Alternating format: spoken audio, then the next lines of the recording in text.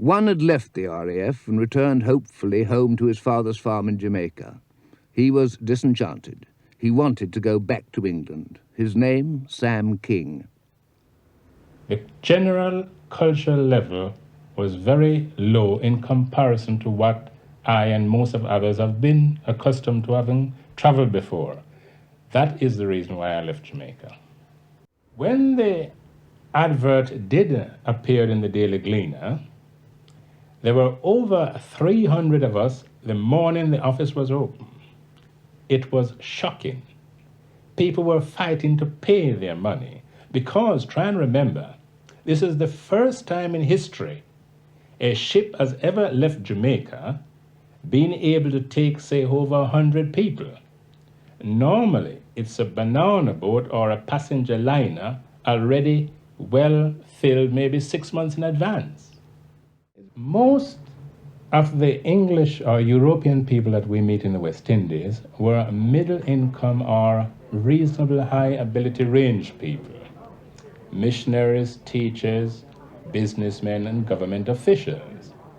People did not realize that an Englishman at that given time in 1948 had a ration book and could not buy 2 loaves per week. People in the colonies, whether they like it or not, apart from the few elite that came to Oxford and Cambridge, etc., had to stay in the colonies, whether you like it or not. But the reverse happened. A soldier in England, or the average man, if he wants, he could always go to the colonies. It was the thing to go to the colonies, but not the colonies to come to Westminster. You always have the few clever ones trying to encourage the less clever ones to depart with their money, namely playing cards and little things.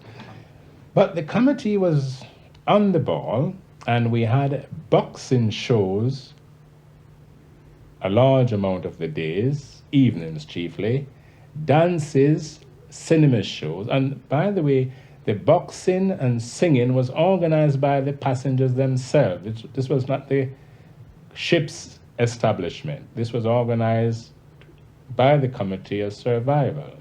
Well, right away, you were in a small communal life. Things were moving. And we realized that once we're organized among ourselves, we could do a large amount of good things. Not all of these 500 Jamaicans, of course, were paid-up passengers. By and by, the stowaways began to surface, but only to their friends. Jamaicans know how to look after their own. You can always spot a man that is a stowaway. His shirt collar would be dirty. Well, one foolish stowaway took a man's shirt. Well, that is wrong. So he was reported. So we had a conference, and I was in on this, and said, right, no more stowaway will be reported, and no more stowaway will steal shirts. So the answer is that a man should be given a shirt for a while until his shirt was washed. And by that way, only 2 stowaways were apprehended before Bermuda, and namely were taken off. The irony of it here, having taken off 2 stowaways at Bermuda, we had 2 more stowaways in Bermuda, so we were level again. Naturally, life ordains that some stowaways are more equal than others. It happened that one was a Kingston dressmaker who clearly knew her underground technique. She acted in such a bold manner that no one could thought she was a stowaway. I would say she was a woman of above average ability range and intelligence, but her general character I'm not certain of, so you can't pass any judgment there. She was very capable and very liked.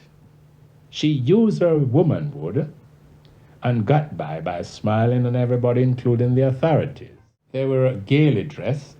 I, being a young man, I did not look too much at the ladies, but you can't ignore women. They have a way of letting you know they're about. They survived very well. Naturally, with men and women, you have a little romance, especially traveling. But I don't think that it was very serious because most people were not looking romance, they were looking a different way of life. Most men think that the woman should have waited until they had made somewhere or an opening, then the woman should follow. But to have a woman in the first wave of battle or battle of survival, battle of life is not the thing. But these women were there. You could not ignore them, they were there. Meanwhile, much more important things were happening in London.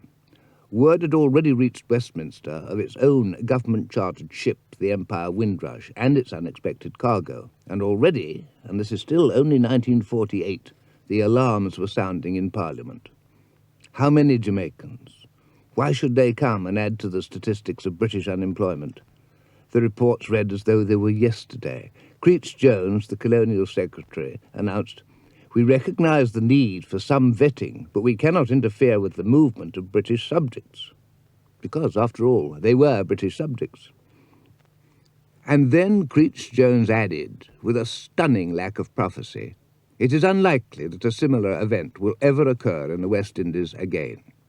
What he thought he meant, nobody knows, but what he said was not lost on the Jamaicans now committed to arrive in England any day. The Daily Graphic had carried a headline in England to the effect that Her Majesty's Navy, the Royal Navy of course, should send a destroyer to stop the ship on the high seas. The Minister for the Colonies in the House of Commons, having asked why these immigrants or people were allowed to leave Jamaica, he pointed out that the citizens carry a British passport and as such were entitled to travel. But this incident will never happen again in the West Indies. Now, we had to keep ourselves in the picture of what was happening ahead. Some of the passengers were ex-wireless operators. Being Royal Air Force trained, they were good. So there were always someone just outside the wireless office smoking or doing his crossword. But by that method, we were in the picture at all time what was being said on the BBC wireless, and the BBC always carry accurate news even in wartime, with the exception of a few cases. And we were aware that ahead of us, the government, namely the Minister for the Colonies, were not happy that we should think for ourselves. This was not only a national news, this was a world news. It is the first time in the history of the British Empire that 500 people had stepped on a ship and said, well, I am coming to see England. I'm coming to see Parliament where they decide my fate and know nothing about me. I'm coming to live there, man.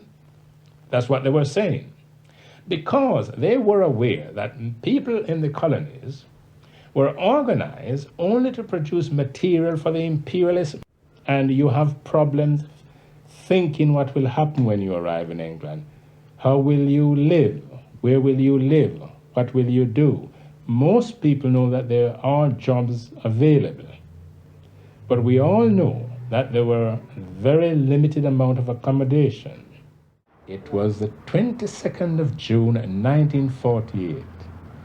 The Thames early morning is not exactly warm, and on that morning the welcome was a foggy, cold one. For the people who have never been to England before, they were shocked. They were shocked. The Minister for the Colonies had organized and sent some authorities on board to try and organize somewhere for about a third of the passengers who had nowhere to go, a third of the immigrant passengers, and eventually they went to the deep shelter at Clapham Common. Now, give the English authorities their due.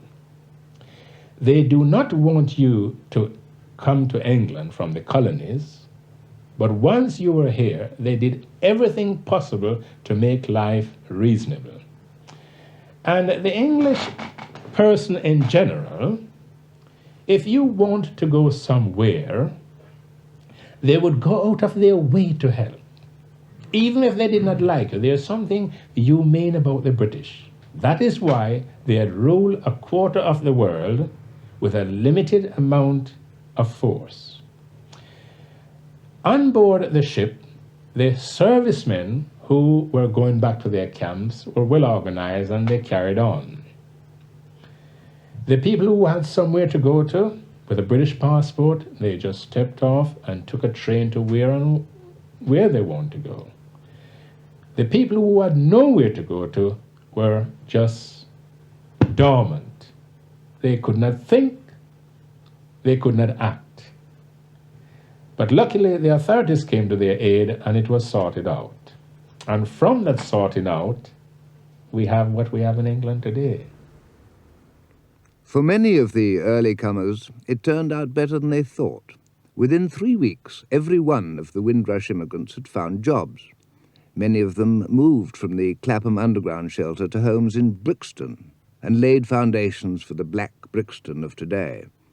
Sam King, finally demobbed by the RAF, joined the post office and became an inspector at Herne Hill. He isn't sorry he came now, but it wasn't by any means the same when he arrived. After having my first leave and arriving in London and having a look around, I was shocked. How on earth people who rule a quarter of the world could live into such environment, even during war? And I was extremely shocked when I went to church that Sunday to find that only a few people have the time to attend church. They were in the pub at midday. The colonies, if they had only known the reality of the average English life then, I think they would stop being colonies. The authorities started realizing that people were thinking different from what they thought they were. But most unfortunate, they still never assessed the immigration system right. I knew what I was doing. I knew that my brother, next to me, once he had finished his apprenticeship, I was going to have him in England. I knew that my sister, the minute she finished her schooling as a probation teacher and been through college, I would have her. But Mr. Creech Jones, the right honorable gentleman, said nothing like that would happen again. But we knew what we were doing.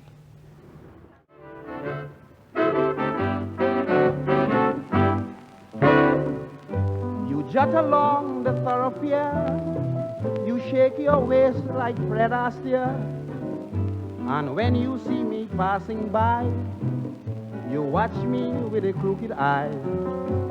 And yet you speak to Mr. B, who does not want your company. In every way you endeavor to show yourself superior. No, you can never get away from the fact, if you not white, you considered black.